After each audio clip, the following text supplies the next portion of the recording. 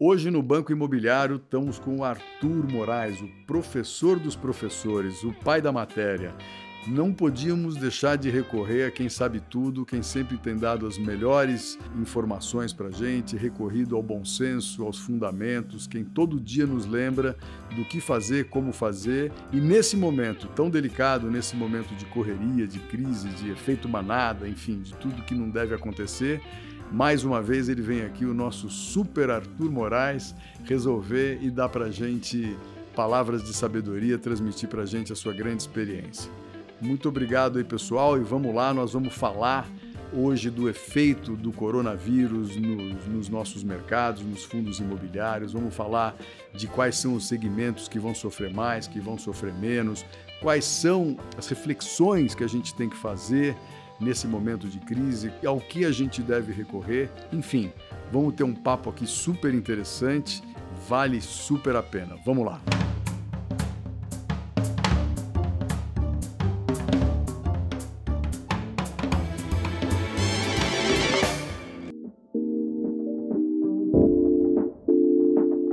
Pessoal, boa noite. Começando agora o nosso Banco Imobiliário Extraordinário, num dia bastante quente ou num dia bastante agitado do mercado. Dia 11 de março, sofremos o segundo Circuit Breaker num espaço extremamente curto de tempo. A bolsa hoje caiu mais 8% aproximadamente. Ou seja, mais um dia tumultuado, um dia de muita especulação, um dia bastante complicado para o mercado. Bom, estamos aqui hoje com quem não poderia deixar de estar, o nosso mestre, nosso professor, quem sabe tudo e mais um pouco de fundos imobiliários, veio atendendo o nosso pedido extraordinário. A Bia Kutait não pôde estar conosco aqui hoje, então estamos aqui fazendo esse programa. Estamos aqui numa improvisação, mas muito bacana, por sinal, um escritório muito bacana que nos foi emprestado gentilmente para a gente fazer a gravação. Arthur, super obrigado por ter atendido a nossa demanda assim de última hora, mas eu acho que é um furo que vale a pena a gente poder contar com a tua opinião num momento tão delicado do mercado, no momento que está todo mundo perguntando o que fazer, como fazer, o que nós devemos pensar daqui para frente. Arthur, super obrigado, sei que você saiu da USP correndo para chegar aqui e vamos lá. Tá contigo. Você estava fazendo a apresentação, estava me imaginando quem é que era esse convidado. E que você falou tão bem que, cara, extrapolou um pouco, viu, Hanoud? Agradeço suas palavras generosas. E, pô, é um prazer falar com você e falar sobre isso. E nesse momento que a gente tem que buscar ao máximo ajudar as pessoas, né? Exato. Mais do que opiniões, reflexões e fundamento, esse é o principal, é falar de fundamento, né? No momento em que a histeria vai tomando conta das pessoas, exato, a gente tem que tentar ajudar a fazer um chamamento à razão. Espero que eu consiga ajudar com isso. Muito bom. Arthur, você falou, para variar, com muita propriedade. Eu acho que esse é um momento de muita reflexão, um momento de calma e um momento de olhar sem a contaminação, que a palavra está na moda, né? Sem olhar com essa contaminação do agito do mercado. Bom, a gente tem visto aí, assistido a queda da bolsa, sucessivos circuit breakers e tudo mais, mas, de certa forma, os fundos imobiliários sendo poupados, vamos dizer assim, desse frenesi, dessa histeria, né? Lógico que caíram também, não tem como não cair. Quando tem crise para todo lado, mas, obviamente, tem alguns ativos mais resilientes que conseguem resistir a esse ataque, vamos dizer assim, não só do efeito manada, né, mas também de eventuais oportunistas que olham para esse mercado como uma grande oportunidade, né? O que você acha, Arthur? Por que os fundos imobiliários têm se mostrado mais resilientes? Será que é a comprovação da nossa tese de que é um ativo realmente de lastro, que é um ativo mais resiliente, que é uma grande alternativa, principalmente em momentos de crise? Hanoud, vamos lá, você falou que hoje teve o segundo Circuit Breaker, né, de 2020, a gente está no dia 11 de março, e eu vejo aqui que o Ibovespa fechou com queda de 8,53, enquanto o IFIX fechou com queda de 1,68, proporcionalmente falando muito, muito menos, muito pouco até, mas cai. Ninguém fica feliz quando o patrimônio desvaloriza. Claro. E o IFIX vem caindo ao longo do ano. Mas nesses dias de histeria, sim, ele reforça aquela tese de que ele é menos volátil, de que ele é mais resiliente.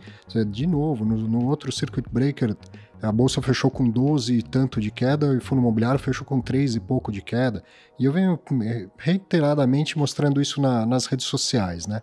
E não é de hoje, em outras oportunidades, no Circuit Breaker lá do Joesley, também o IFIX fechou com 3 e pouco de queda, enquanto o Ibovespa foi muito parecido como hoje. Teve Circuit Breaker e fechou com 8,8 de queda. Bom, por que isso acontece? Uma das razões é que você falou, tem lá o lastro, né? O fundo imobiliário tem um lastro fácil de entender, de conhecer e tal. Mas veja que as ações das companhias também têm.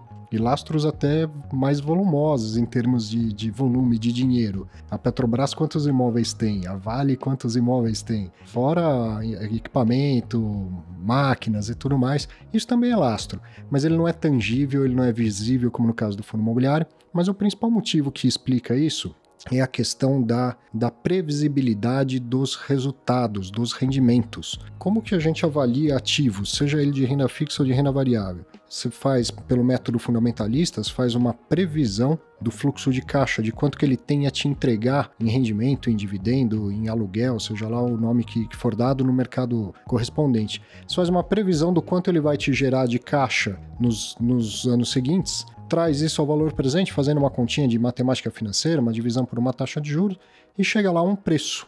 Qual a grande dificuldade das ações? A imprevisibilidade dessa renda, desse fluxo de caixa. E aí, quando chega um momento desse de crise, de histeria, isso se torna ainda mais imprevisível. Quanto essas empresas vão gerar de resultado. Exatamente. Né? O quanto elas vão ser afetadas pela falta do consumo ou pela falta de atividade econômica, né, Arthur? Exatamente. E aí, para um fundo imobiliário, o que ele distribui? O mesmo que uma empresa. É o lucro. Mas da onde vem o lucro? Vem do faturamento dele, que se for um fundo de tijolo e de locação de imóveis, esse faturamento é muito previsível. E aí o lucro, que é a última linha, ele vai ser impactado pelos custos. É o que está no meio dessa DRE, mini DRE que eu estou falando. E os custos também são muito previsíveis. Então o lucro continua previsível, a distribuição de renda continua previsível. Então essa renda, que é relativamente previsível e constante, todo mês pinga, ela ancora preço. Não faz sentido ele desabar de preço se eu acredito que o rendimento do mês seguinte vai ser o mesmo. Claro, e assim, a resiliência também se dá pelo termo desses contratos, né? Você tem muitos desses contratos que são contratos atípicos, que tem um período de duração de 10 anos, 15 anos, né? E mesmo os que não são atípicos, mesmo os contratos típicos, né? A periodicidade deles é muito grande, então... Eu sempre falo, Hanud, que não tem negócio sem imóvel. Exatamente. Certo? Então pensa o contrário agora. Num momento de histeria, as pessoas vão falar, não, mas vai reduzir o faturamento da empresa, então ela vai romper o contrato de locação, ela vai devolver o imóvel. Se não tem negócio sem imóvel, a empresa, quando devolve o imóvel, ela jogou a toalha do negócio dela. Ou seja, as ações dela, o resultado dela já morreram há mais tempo do que o próprio contrato com o imóvel. Exato. Né? Se uma empresa que tem capital aberto e é inquilina de um fundo imobiliário devolver os imóveis que ela ocupa, a ação deveria valer zero, porque ela perdeu a condição basilar de fazer negócio, que é ocupar imóveis, seja para os servidores dela, seja para o escritório, para os funcionários, seja para o galpão de distribuição e logística, seja para o ponto de venda. Então, a última coisa que uma empresa que esteja sendo impactada por uma crise vai fazer é devolver imóvel. Não que ela não faça, mas é o que tem de mais, é a última coisa. É claro, porque aí já foi, o negócio dela já acabou. Ela jogou a toalha.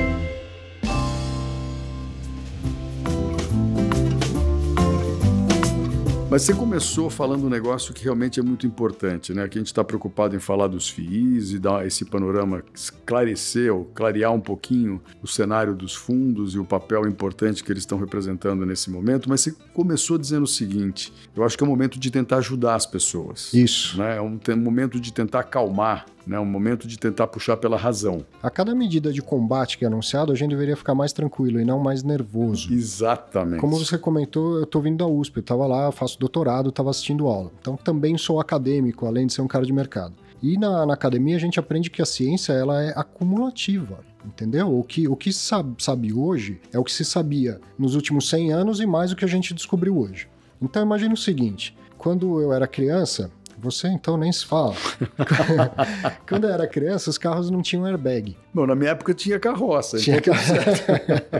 De repente, os carros passam a ter airbag, que é um dispositivo de segurança bastante efetivo. O que eu faço? Eu passo a ter muito medo de andar de carro porque colocaram airbag no carro? Ou eu passo a ter menos medo de andar de carro porque a ciência evoluiu a tal ponto que é capaz de fazer um dispositivo de alta proteção. De alta proteção. Então, não, eu fico mais tranquilo, então, porque a ciência avançou. Por que a gente está vendo escola fechar na Europa? Por que a gente está vendo uma empresa falar para os seus funcionários podem fazer home office, não precisam vir até aqui? Porque a ciência avançou e a gente sabe como combater o spread, né, a disseminação de um vírus, coisa que a gente não sabia antes. Então, a cada vez que a gente vê uma notícia dessa, a empresa fechou, a escola na França fechou, não sei o que fechou, significa que o vírus vai perder a capacidade dele de expandir. De se expandir. Então, a gente deveria ficar mais tranquilo e não mais... E o efeito está sendo inverso. Fechou porque o negócio é muito mais grave. Fechou porque pode... Eles associam o fato de ter fechado com a gravidade, talvez, da doença que ele transmita. E não é isso. É para evitar que ele transmita essa doença que ela não mudou. Ela a humanidade, com o conhecimento científico que acumulou, está sabendo combater um vírus como nunca antes foi feito. Agora, é evidente que isso, a gravidade médica não é nosso papel dizer, isso traz algum efeito na economia, isso traz um impacto. Gente que não circula, que não sai de casa, consome menos. E isso traz impactos na economia. E o que você não consumiu hoje não é que você vai acumular para consumir amanhã, né? Não necessariamente. Algumas coisas sim, você vai... Outras coisas não. Outras coisas não. Então isso traz um impacto na economia e é aí que eu falo que é um chamamento à razão, é esse tipo de análise que a gente tem que focar, né?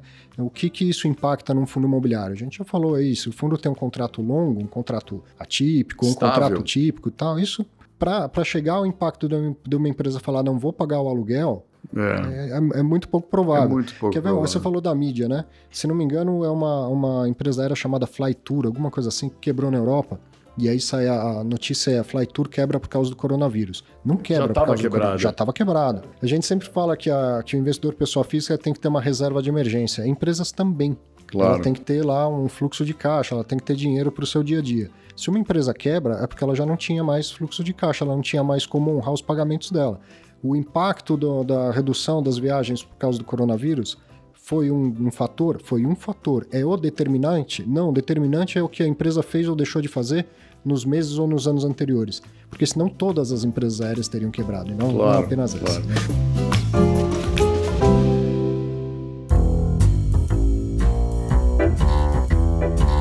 Para que o efeito desse evento aí do coronavírus realmente venha impactar de forma significativa o mercado imobiliário, consequentemente os fundos imobiliários, isso teria que ter um ciclo extremamente longo. E como a gente falou da humanidade combatendo a disseminação desse vírus como nunca se fez antes, significa que o ciclo deve ser menor. Muito menor. A cada dia que passa, muito menor do que o do imobiliário. Ou seja, o vírus imobiliário é muito mais forte, muito mais resiliente e a vontade de investir em fundo, em ativos reais, de lastro patrimonial, é muito mais forte do que o vírus do corona. Perfeito. Né? Vamos lá, a gente estava falando aqui também, a gente falou um pouquinho de economia global e, obviamente, em se prolongando um pouquinho, se prolongando bastante essa situação, vai haver uma queda na atividade econômica, o que, por um outro lado, pode gerar uma queda de juros, pode estimular a continuidade ou, vamos dizer assim, uma intensificação dessa tendência de queda de juros, que, no fundo, isso... pode ser... É bom para fundo imobiliário. É bom para o fundo imobiliário, ou seja... Por dois motivos. Pela intenção de reativar a economia, quando a economia está aquecida, está ativada, isso é bom para todo mundo, inclusive para fundo imobiliário. Mas especificamente o fundo imobiliário, ele tem uma correlação negativa com taxa de juros. Quando o juro cai, eles tendem a subir. Então o juro é um fator que atinge a todos os fundos imobiliários. É o que se fala no financeis aí, um fator sistêmico. Se o juro sobe, é sistemicamente ruim para todos os fundos imobiliários, se o juro cai, é sistemicamente bom para todos os fundos imobiliários. Claro. Então, num primeiro momento, as cotas já podem subir simplesmente por esse motivo, desde que os investidores entendam que o rendimento vai permanecer estável. Se o rendimento é o mesmo e o juro cai, a cota pode valorizar um pouco. Tá? Então isso é bom. Do ponto de vista da economia, a queda de taxa de juros não é um negócio que se reflete da noite para o dia. Tá? Demora, é atrasado o efeito disso, às vezes até 90 dias para começar a fazer algum efeito, e eu nem acho que isso seja uma grande arma contra essa questão. Mas a gente teve no meio do caminho, por outros motivos, uma queda violenta do preço do barril de petróleo. Barril de petróleo, claro. E isso traz efeitos positivos para muitas empresas, mas muitas empresas. É ruim para a empresa que extrai petróleo e vende petróleo, é ruim para essa. Só que ela vende petróleo como insumo para muita coisa. Para muita coisa. Então significa dizer que no meio dessa crise, que muitas empresas estão faturando menos, vendendo menos, o principal insumo de boa parte da indústria, que é o petróleo, caiu de preço violentamente. Olha, isso sim é um fôlego dado imediatamente. Talvez se isso tivesse acontecido 15 dias atrás, essa empresa aérea que a gente está falando não teria quebrado. Claro. Porque um dos principais custos dela, que é a gasolina de aviação, teria caído tanto que ela talvez tivesse segurado. Então imagina isso, não é só quem compra gasolina, hein? Petróleo é base para... é matéria-prima para toda a indústria plástica, por exemplo, e muito mais coisas. Muita coisa, sem dúvida.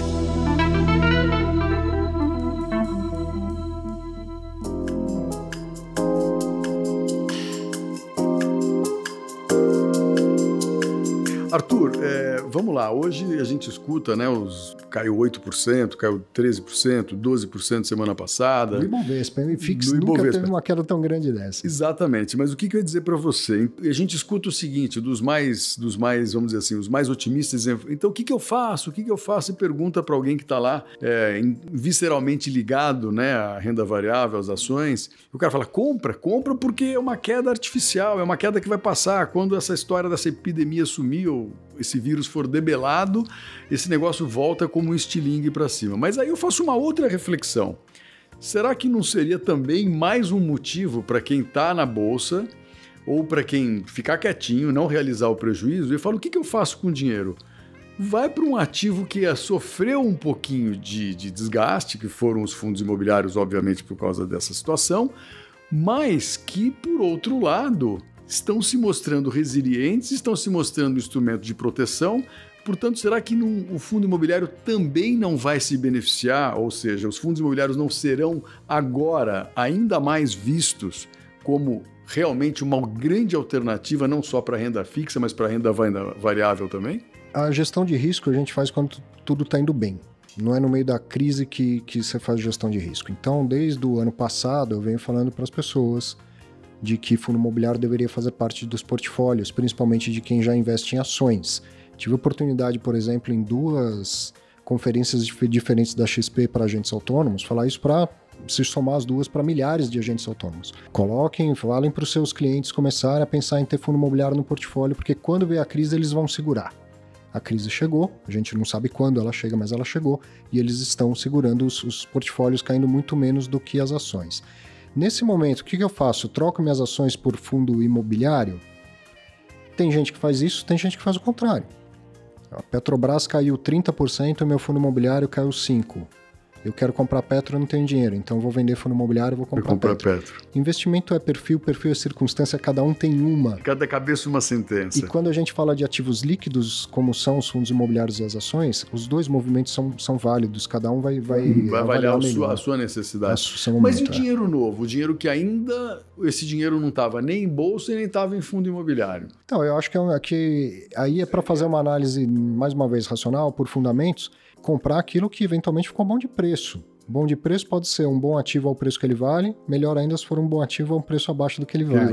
Né? E como os fundos imobiliários tinham subido bastante em 2019, e muitos, na minha opinião, descolaram do preço, do racional, tem uns que estão agora chegando no preço que deveria ser. É verdade. Tá? Não é que tá tendo um monte de barganha em fundo imobiliário. Então vale a pena comprar, mas comprar também devagar. Cai hoje, talvez caia mais amanhã. Vai comprando devagar. Não acho que é uma oportunidade única, porque isso não existe. E a gente nunca sabe quanto tempo demora uma situação dessa de histeria, porque a gente está aqui fazendo uma chamada à racionalidade, mas o mundo não está racional.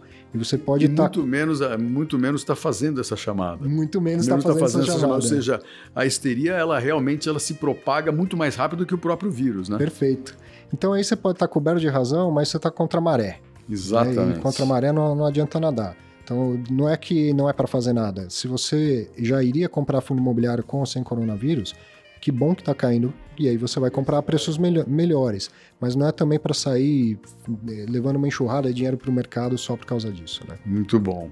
Pessoal, é sempre bom a gente ouvir uma reflexão de quem está olhando a coisa com um olhar técnico, com um olhar racional e, acima de tudo, com uma experiência incrível que já vivenciou outras situações. Você vem do mercado financeiro? Sim, você atuando no mercado há mais de 20 anos no mercado financeiro. Ou seja, você já viu outras crises, já passou por o vírus do Joesley, já passou pelo vírus de 2008, já passou pelo vários vírus aí. Sim, além de crises normais de mercado, a minha primeira histeria foi o bug do milênio. Eu comecei no mercado em janeiro de 99, 19 de janeiro. Vai virar o século. E aí todo mundo disse que no dia 31/12 ia acabar o mundo. E eu acreditei. E meu pai, que é até um pouco mais velho que você, a gente trabalhava junto, e meu pai numa calma, eu falava, não é possível, esse cara já tá ficando velho, gagá, como que ele tá calmo assim? Se o mundo vai parar por causa do bug do milênio? Ele não tava nem aí, eu passei o Réveillon do lado dele tomando uma, e no dia seguinte o mundo continua tudo igual, né?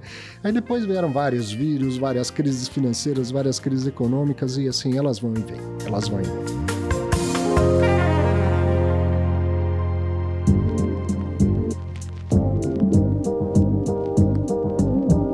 Arthur, voltando aí um pouquinho para as nossas classes de ativos, né? Para os fundos imobiliários, que muitos estão divididos por classes de ativos, né?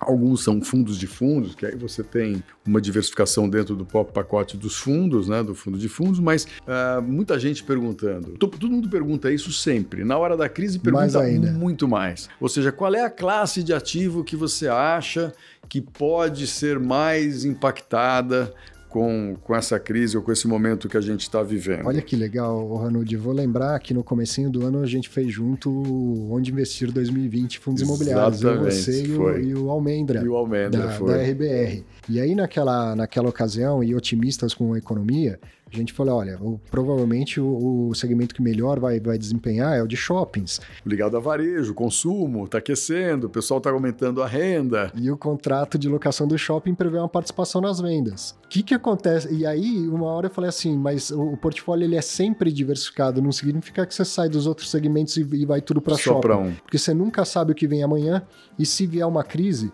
você tem que ter algo que te defenda na carteira também. Claro. Olha que interessante, né? Foi muito rápido. Parece que a gente estava sentindo... Parece que a gente já estava espirrando. Já estava espirrando.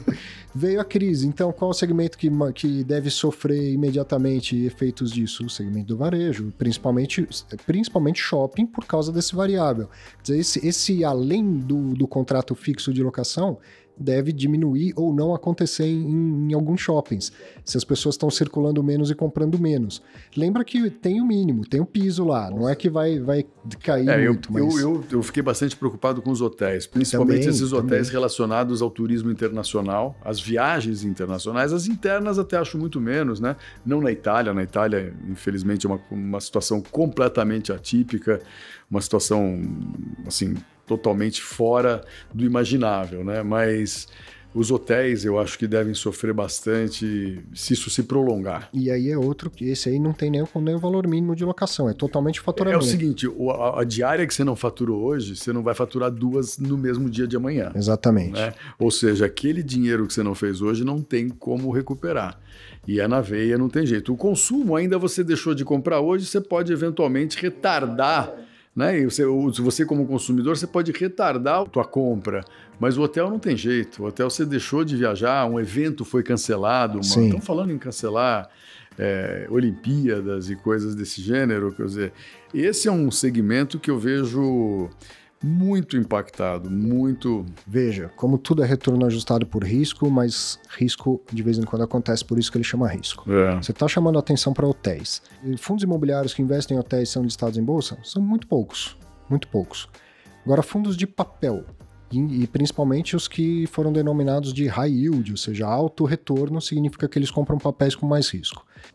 Esses papéis são lastreados, então a gente está falando de CRIs, né, lastreados muitas vezes em contratos de locação, financiamento imobiliário, e aqueles que ultimamente têm oferecido o maior retorno, ou seja, o high yield, muitas vezes são aqueles lastreados em hotéis em time sharing.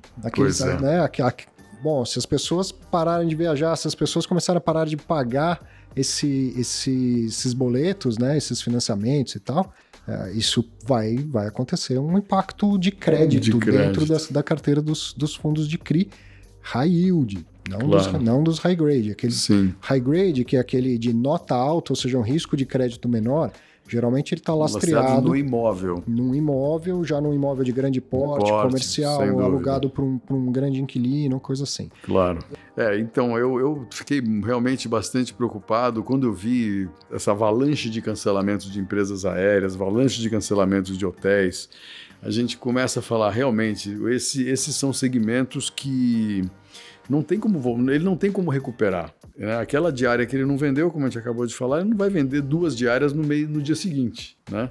Então, esses segmentos eu acho que realmente vão sofrer um pouquinho, segmentos de varejo, como você falou. E aí sim pode surgir boas oportunidades, se vier muita queda nisso aí, né? Claro. No caso dos fundos de CRI, aí o que acontece é ruim no sentido de haver um evento de crédito, alguém deixar de pagar um CRI, e aí isso reverte de uma maneira muito mal no resultado do fundo.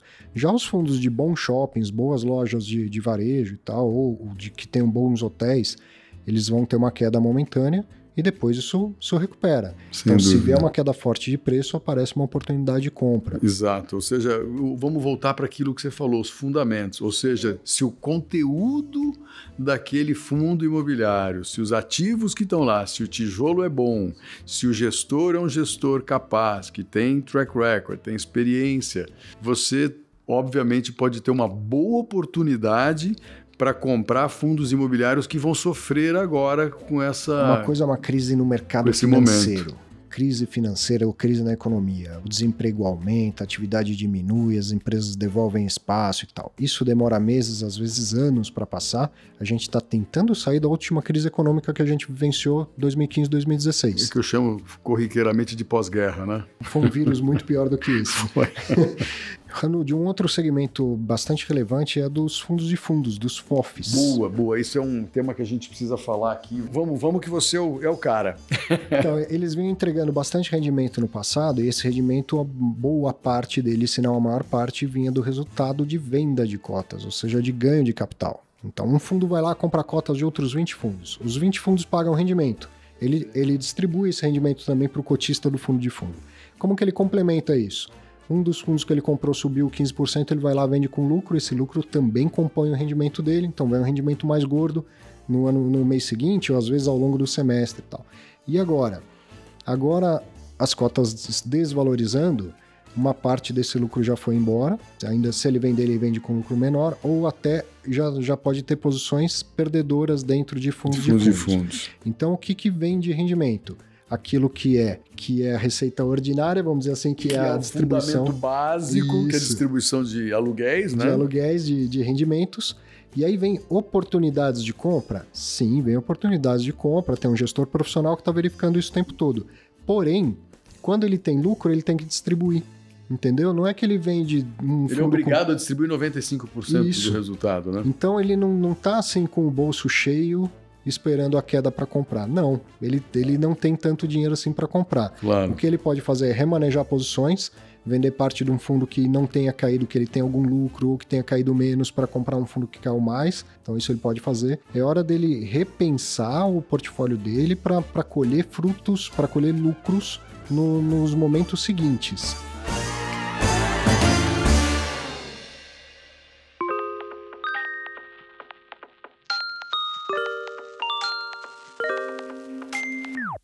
Maravilha, Arthur. Eu acho que a gente conseguiu fazer aqui um papel importante no momento dia de hoje, né? No momento que a gente sente que os investidores estão precisando de um pouco de calma, que os investidores estão precisando ouvir conselho, que precisam um pouquinho da experiência. Eu acho que a gente tem esse papel fundamental de tentar não só intervir ou estar presente no momento que está tudo andando bem, mas principalmente agora, que eu acho que esse é o papel mais importante que a gente tem que fazer o chamamento para os fundamentos, fazer o chamamento para a razão, fazer o chamamento para o bom senso.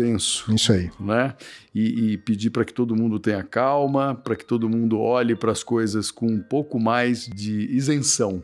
Eu acho que talvez seja essa a palavra, né?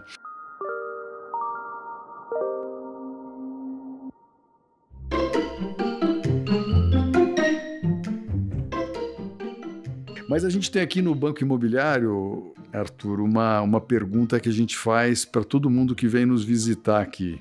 E eu não posso deixar de fazer para você, né? Me diz uma coisa, Arthur, qual é o melhor lugar do mundo? Tem uma música que eu gosto muito do Gilberto Gil que diz que é aqui e agora. O melhor lugar do mundo é aqui e agora. A gente tem que viver esse lugar. Se eu tivesse que pensar num lugarzinho, eu queria estar no campo. Eu adoro estar no campo, ouvindo uma siriema cantar de manhã, sabe? Delícia, nem me fale. Mas o melhor lugar do mundo é o que a gente vive aqui agora. Né? Em vez de ligar a televisão, tomar uma cachaçinha. Perfeito. Quando meu pai tinha um sítio, eu ia pra lá. Eu chegava, tirava o sapato e tirava o relógio. Oh, meu Deus, nem me fale. Então eu comia quando tinha fome, dormia quando tinha sono e sede eu tinha bastante, principalmente da cachaçinha. Eu passava o dia inteiro tomando, sabe? Mas é isso, a gente tem que tentar desplugar um pouquinho. Eu acho que esse é o momento de desplugar. Arthur, super obrigado por ter vindo aí de forma tão intempestiva. Em poucas horas eu te pedi para a gente fazer esse podcast, você prontamente nos atendeu. Acho que os nossos ouvintes vão ficar super felizes com isso. Eu acho que é um momento importante, tua contribuição é sempre a mais valiosa. Muitíssimo obrigado. Em nome do Banco Imobiliário, em nome da Infomoney, da Bia Kutait, que não pôde estar aqui. Hoje é o lançamento do livro da Gil, que é a nossa editora-chefe. Que legal. Ela também não pôde estar aqui. Vamos ver se dá tempo da gente dar um pulo lá. Mas muito obrigado por tudo, Arthur, e eu deixo aí as últimas palavras com você. Também só agradecer, desejar muito sucesso ao Banco Imobiliário. Daqui a 6 meses, 1 ano, a gente vai estar aqui falando de outras coisas, não vai nem lembrar do coronavírus. Obrigado para quem ouviu, vai com calma, segue em frente, vai dar tudo certo. É isso aí, gente. Boa noite. Eu não sei que hora você está ouvindo, mas muito obrigado pela audiência e vamos em frente, Banco Imobiliário, cada semana trazendo uma coisa mais legal para você. Obrigado, pessoal.